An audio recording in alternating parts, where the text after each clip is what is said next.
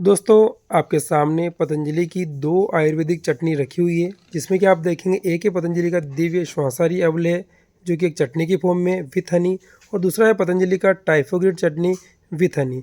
दोस्तों आज के वीडियो के माध्यम से इन दोनों का पूरा रिव्यू करेंगे, यानी कि इन दोनों के अलग अलग यूजेस यानी कि बेनिफिट्स क्या है, इनका डोज किस तरीके से है, इनकी प्राइस क्या है, साथ ही इनको यूज़ में लेने से आपको क्या नुकसान यानी कि साइड इफ़ेक्ट्स हो सकते हैं। तो पूरी जानकारी के लिए वीडियो एंड तक ज़रूर देखिएगा।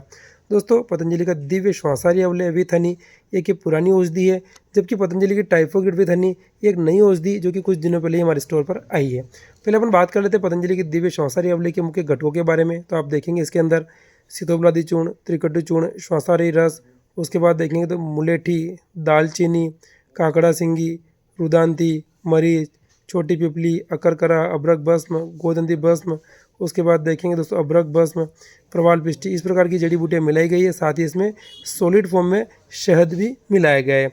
वहीं दोस्तों बात करते हैं टाइफोग्रिड के मुख्य घटकों के बारे में।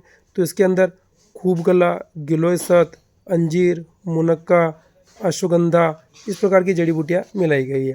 अब दोस्तों बात आती है इन दोनों के अलग अलग बेनिफिट्स यानी कि यूजेस क्या हैं।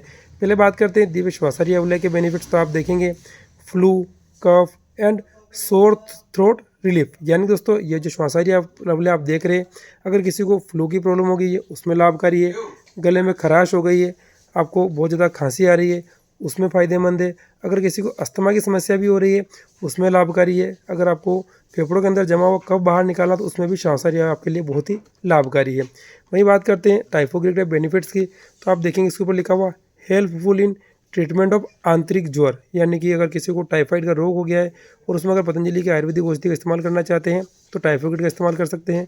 दूसरा देखेंगे तो एसोसिएट सिम्टम्स, यानी कि टाइफाइड की वजह से जो भी सिम्टम आ रहे हैं, कमजोरी आ रही है, बुखार अगर नहीं जा रहा तो उसमें भी ये टाइफोग्रिड बहुत ज़्यादा लाभकारी है। दोस्तों अब बात करते हैं इन दोनों के अलग अलग डोज क्या है, यानी कि अगर आप इनको सेवन में लेते हैं तो इनको किस मात्रा में आपको लेना चाहिए, कब लेना चाहिए। पहले बात करते हैं अपन श्वासाहारी अवले की, जो कि खांसी, श्वास की समस्या, गले में खराश में उपयोगी है। अगर आप इसका सेवन करते हैं तो आधा से लेकर के 1 चम्मच तक दिन में 2 बार आप इसको खाना खाने के बाद ले सकते हैं। वही दोस्तों बात करते हैं पतंजलि के टाइफोग्रिड चटनी के डोज के बारे में। तो आप देखेंगे इसका 1 चम्मच दिन में 2 बार आपको दूध के साथ लेना होता है, या फिर पतंजलि की वैद्य से परामर्श करके भी आप इनका सेवन कर सकते हैं। अब दोस्तों बात आती है इन दोनों की प्राइस की अलग अलग।